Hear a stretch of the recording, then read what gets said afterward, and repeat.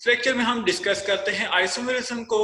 Isomerism क्या है? Isomerism is a phenomena in which compounds having same chemical formula but different structure or arrangement of atoms is called isomerism. ठीक है, कि ऐसे phenomena जिसमें जो कंपाउंड्स हैं, ठीक है, उनका जो केमिकल फार्मूला होता है वो सेम होता है, having same chemical formula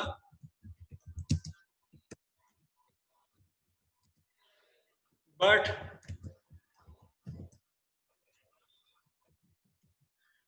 different structure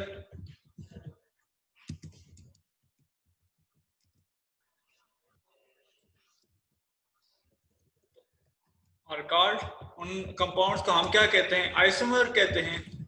और इस फिनोमेना को हम क्या कहते हैं? आइसोमेरिज्म कहते हैं। ठीक है, जो कंपाउंड्स होंगे उनको हम क्या कहेंगे? एक दूसरे के आइसोमर कहेंगे। और जो हमारे पास इस फिनोमेना होगा, इस फिनोमेना को हम क्या कहेंगे? आइसोमेरिज्म कहेंगे। तो आइसोमेरिज्म में जो आप बेस्ट एग्जांपल है वो क्या है? C2H6O। ठीक है, तो इसमें अगर हम देखें तो इस केमिकल फार्मूले को हम दो तरीकों से लिख सकते हैं। यहाँ पर जो है वो C2 का मतलब ये है कि हम इसको जो है हाइड्रोजन को इस तरह से मैं शो कर रहा हूं।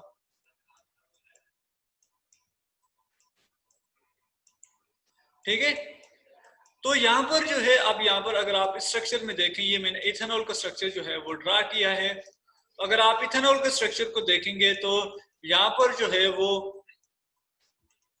6 हाइड्रोजन है। ठीक है, जिनको मैंने रेड से शो किया हुआ है। ठीक है, 2 कार्बन है और 1 ऑक्सीजन है। इसी तरह से जब आप जो है वो दूसरा कंपाउंड देखते हैं,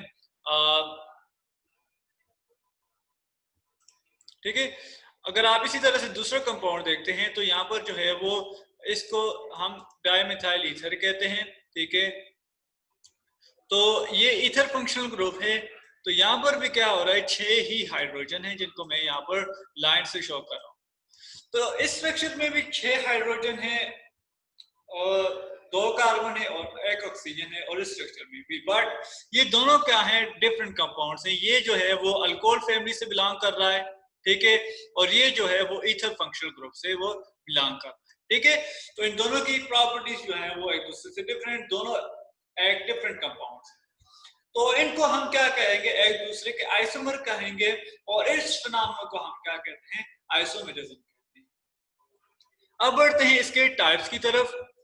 तो जनरली हम आइसोमेरिज्म को 2 टाइप्स में जो है वो डिवाइड करते हैं। ठीक है, जो है हमारे पास जो है 2 तरह के आइसोमर पॉसिबल हैं। एक जो है वो हमारे पास जो है स्ट्रक्चरल आइसोमेरिज्म।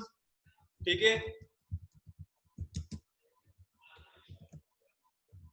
ठीक है, और दूसरा जो है वो हमारे पास है स्टीरियो आइसोमेरिज्म।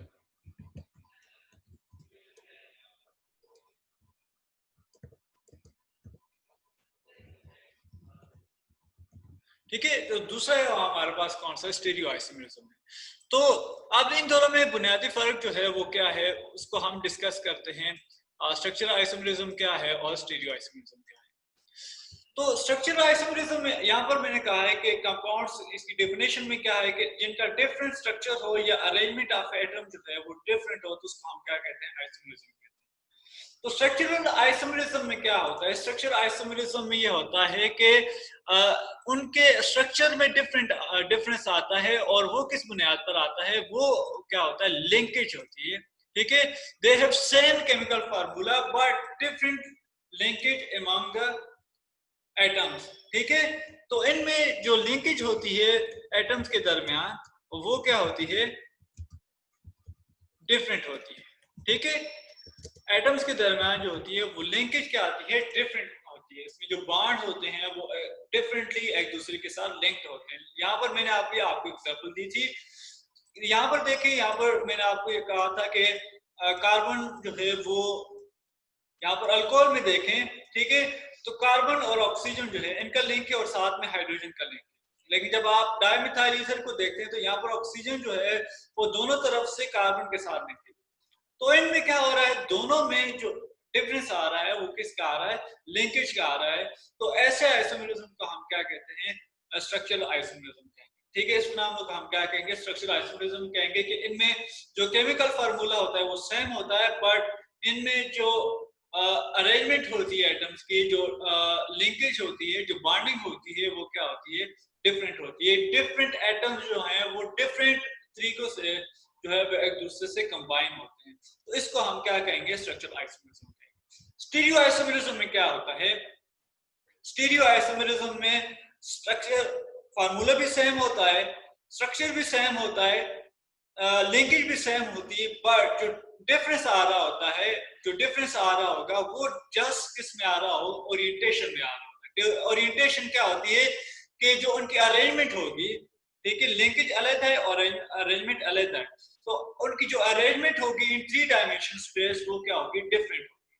ठीक है, लेट्स सपोज यहाँ पर स्टीरियो आइसोमरिज्म में हम क्या कहते हैं, यहाँ पर इसकी जो डेफिनेशन है वो क्या है कि इनमें लिंकेज तो सेम होती है, बट ओरिएंटेशन ऑफ एटम जो है वो डिफरेंट होती है। ठीक है,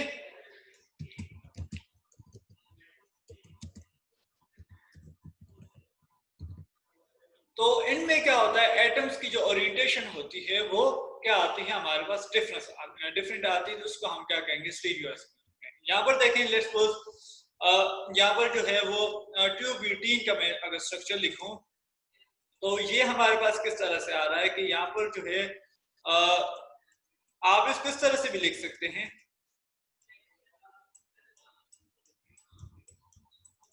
ठीक है, ये क्या है, टू ब्यूटीन। ठीक है, और इसी स्ट्रक्चर को आप जो है वो इस तरह से भी लिख सकते हैं।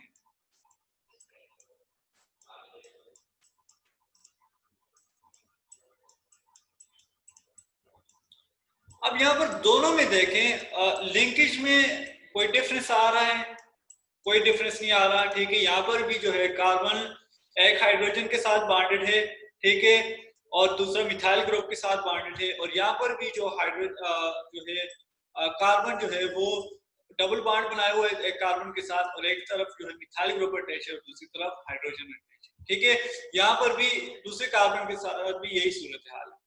लेकिन जो डिफरेंस आ रहा है, अगर आप इसको 3 डायमेंशनल स्पेस में देखें, तो मिथाइल के सामने यहाँ पर स्ट्रक्चर में कौन सा आ रहा है, हाइड्रोजन आ रहा है। ठीक है, और यहाँ पर जो है वो मिथाइल के सामने जो है वो दूसरा मिथाइल ग्रुप आ रहा है। तो लिंकेज में कोई डिफरेंस नहीं है, इस कार्बन के साथ जो है हाइड्रोजन और मिथाइल यहाँ पर भी अटैच है, और यहाँ पर भी कार्बन के साथ मिथाइल और हाइड्रोजन अटैच है। लेकिन एटम्स की जो ओरिएंटेशन है with respect to each other या इन 3 डायमेंशन स्पेस, वो क्या आ रही है, डिफरेंट आ रही है। तो इस तरह के जो आइसोमर होते हैं उसको हम क्या कहते हैं, स्टीरियो आइसोमर कहते हैं। ठीक है, आगे इनकी फर्दर 2 टाइप्स है स्टीरियो आइसोमर की, ज्योमेट्रिकल आइसोमरिज्म है और ऑप्टिकल आइसोमरिज्म है। ठीक है, ज्योमेट्रिकल आइसोमरिज्म जो है ये जो अभी मैंने आपको बताया है, और ऑप्टिकल आइसोमरिज्म जो है वो आगे हम डिस्कस करें।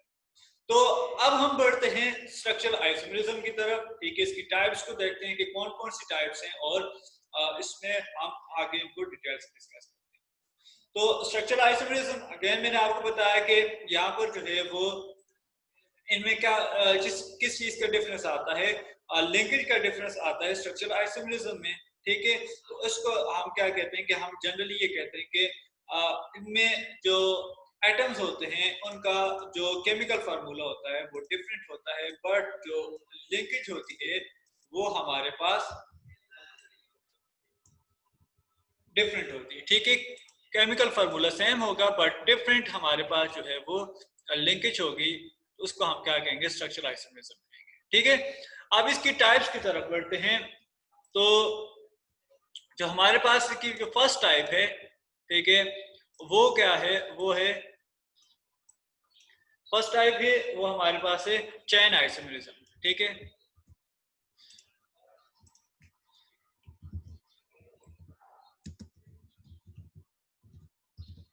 ठीक है, तो चेन आइसोमरिज्म में क्या होता है कि कंपाउंड्स का जो केमिकल फार्मूला होगा वो सेम होगा, बट जो डिफरेंस आएगा वो कार्बन चेन में आएगा।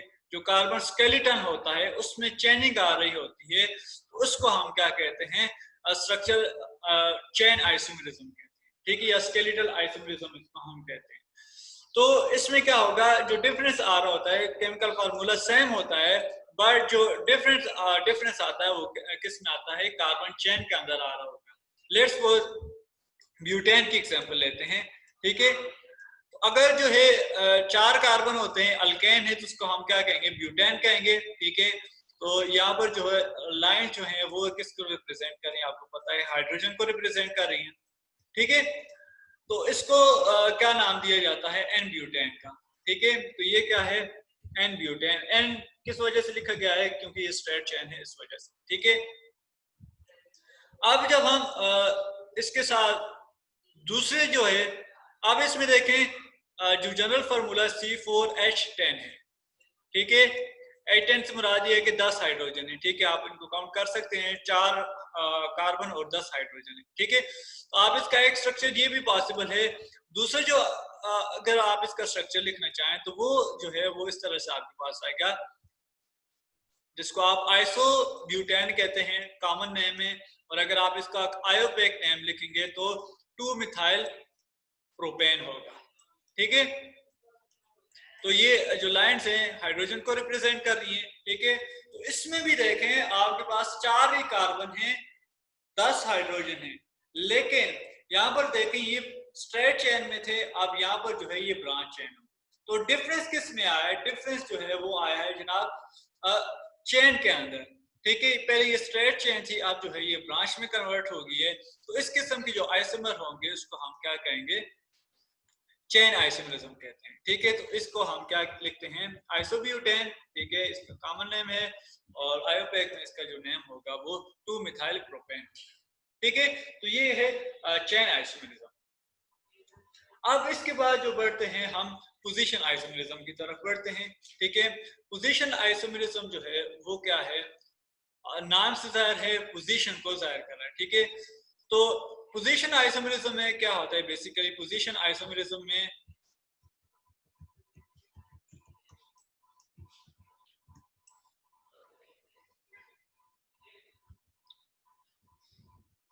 तो पोजीशन आइसोमेरिज्म में क्या होता है कि फंक्शनल ग्रुप की पोजीशन चेंज होती है इन कार्बन चेन, ठीक है।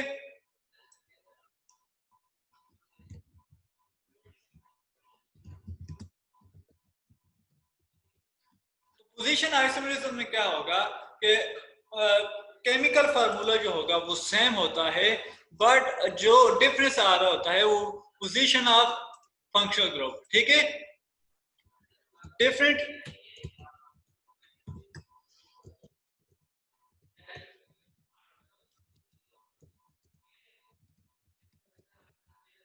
पोजीशन ऑफ फंक्शनल ग्रुप, ठीक है।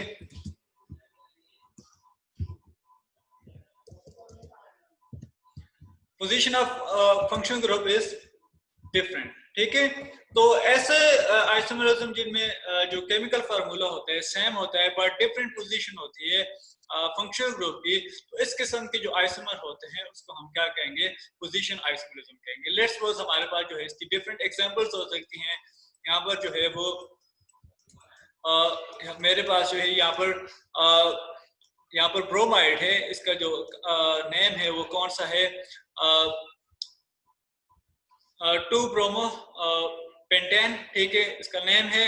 और यहाँ पर जो है आप इसके कौन से आइसोमर पॉसिबल है कि ये ब्रोमो जो है वो यहाँ पर भी अटैच हो सकता है, ठीक है। ये ब्रोमीन जो है वो यहाँ पर भी अटैच हो सकता है, तो इसको क्या नाम दूंगा, ब्रोमो प्रोपेन, ठीक है। और जब ये इसकी पोजीशन जो है एक और भी तरह से हम चेंज कर सकते हैं, जब ये इधर इस तरफ मूव करेगा, ठीक है। तो ये तीनों स्ट्रक्चर पॉसिबल हैं, ठीक है। तो इसमें तीनों में जो इसके पास नंबर ऑफ हाइड्रोजन होंगे, यहाँ पर ये 5 है, ठीक है।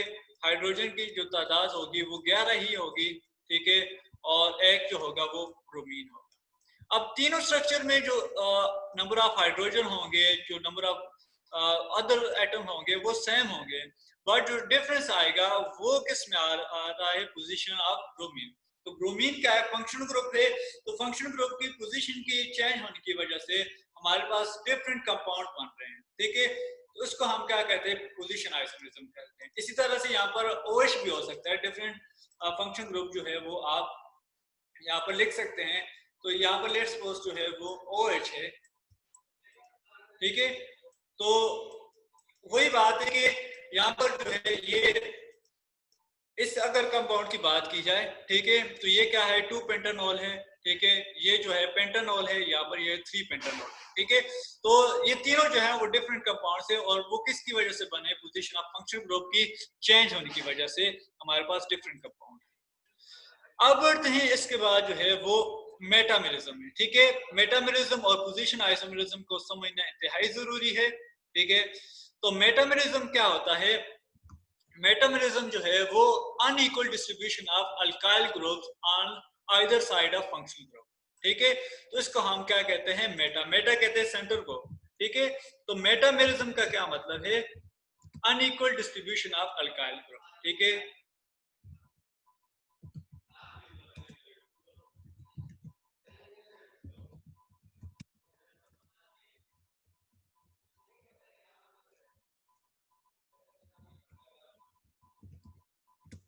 ठीक है, मेटामेरिज्म में क्या होता है कि लेट्स सपोज आपके पास कोई फंक्शनल ग्रुप है, और ये बताते चलो कि मेटामेरिज्म जो है वो इंतहाई रेयर है, ठीक है, बहुत कम पाया जाता है।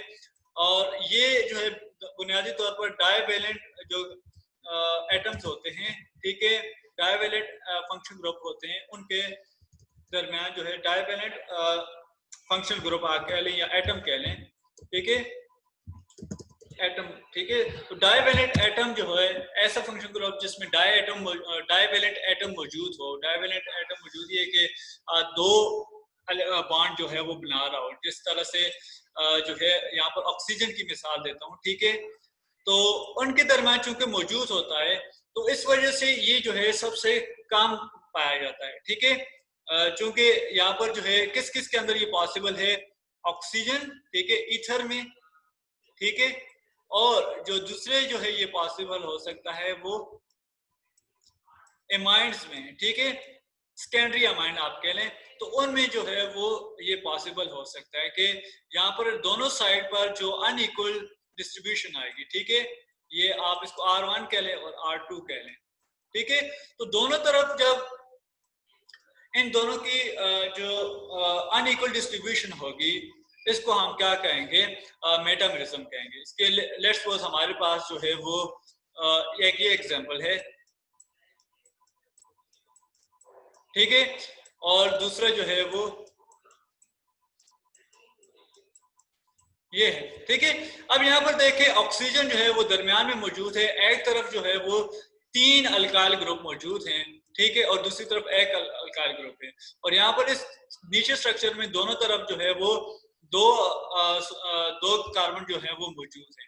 तो ये जो अनइक्वल डिस्ट्रीब्यूशन है अल्काइल ग्रुप की on the either side of functional group, इसको हम क्या कहते हैं, मेटामेरिज्म। अगेन बताता चलूं, ये इंतहाई रेयर है, एमाइड्स में पाया जाता है, ठीक है, और जो है वो ये एमाइड्स और ईथर में पाया जाएगा, ठीक है। और पोजीशन आइसोमेरिज्म जो है एक बात और, पोजीशन आइसोमेरिज्म में ये एल्डिहाइड और कार्बोक्सिलिक एसिड में नहीं पाया जाता, ठीक है।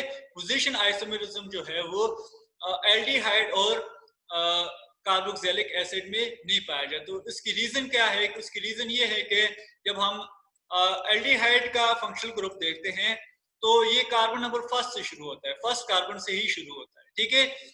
और इसी तरह से कार्बोक्सिलिक एसिड है, ये भी फर्स्ट कार्बन से ही शुरू होता है, ठीक है। तो ये चूंकि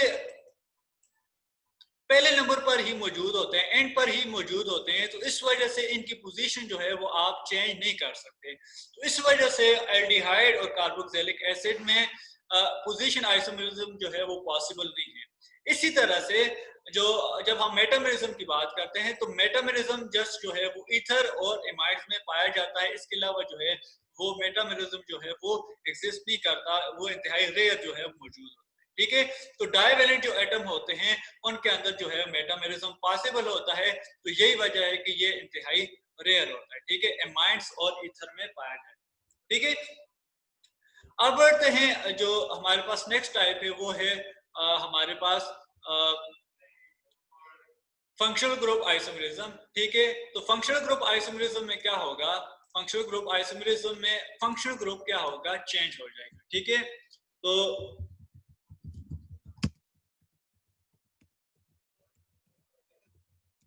फंक्शनल ग्रुप आइसोमेरिज्म में क्या होता है कि सेम केमिकल फार्मूला होता है बट डिफरेंट क्या होता है, हमारे पास फंक्शनल ग्रुप होगा। ठीक है, तो हमारे पास जो है वो सेम केमिकल फार्मूला होगा बट डिफरेंट फंक्शनल ग्रुप होगा। तो इस तरह की जो टाइप होगी उसको हम क्या कहेंगे, फंक्शनल ग्रुप आइसोमेरिज्म। जो पहले मैंने एग्जांपल दी थी C2H6 की, C2H6O की, वो क्या है, बेस्ट एग्जांपल है फंक्शनल ग्रुप की। तो यहाँ पर देखें, एक में क्या था, अल्कोहल था, ठीक है, और दूसरा जो है वो ईथर था। ठीक है, तो एक में अल्कोहल आ रहा है और दूसरे में जो है वो ईथर आ रहा है। तो इस वजह से जो है ये दोनों जो है वो डिफरेंट फंक्शनल ग्रुप हैं। ठीक है, तो यहाँ पर एक अल्कोहल फंक्शनल ग्रुप है और दूसरा जो है ईथर फंक्शनल ग्रुप है। तो जिसमें फंक्शनल ग्रुप भी चेंज हो जाए तो इस किस्म के जो हमारे पास आइसोमर होते हैं, इसको हम क्या कहेंगे, फंक्शनल ग्रुप आइसोमरिज्म के। ठीक है, अब जो लास्ट है हमारे पास वो कौन सा है, टाटोमेरिज्म। ठीक है, तो टाटोमेरिज्म में क्या होता है,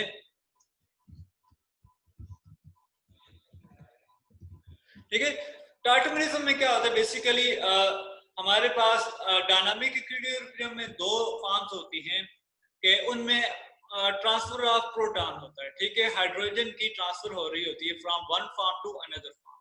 तो इस किस्म के जो हमारे पास आइसोमर आते हैं कि जिनमें एक प्रोटॉन का डिफरेंस आ रहा हो, तो शिफ्टिंग ऑफ प्रोटॉन हो रही हो, तो उसको हम क्या कहेंगे, टाटोमेरिज्म कहते हैं।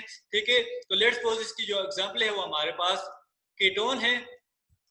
ठीक है, अब कीटोन है ये हमारे पास, तो इसमें इसको हम क्या कहते हैं, कीटोफॉर्म। ठीक है, इसको हम क्या कहेंगे, कीटोफॉर्म कहते हैं। और ये जो है डायनामिक इक्विलिब्रियम में है विद इट्स एनोल फॉर्म। ठीक है, तो ये किस में है, ये डायनामिक इक्विलिब्रियम में जा रही है एनोल फॉर्म में। ठीक है, तो ये जो एनोल फॉर्म में इसके साथ डायनामिक इक्विलिब्रियम हो रहा है, बेसिकली ट्रांसफर हो रहा है हाइड्रोजन का। यहाँ पर जो है वो पाए इलेक्ट्रॉन मौजूद हैं, तो ये इस हाइड्रोजन के ऊपर जो है वो अटैक करते हैं।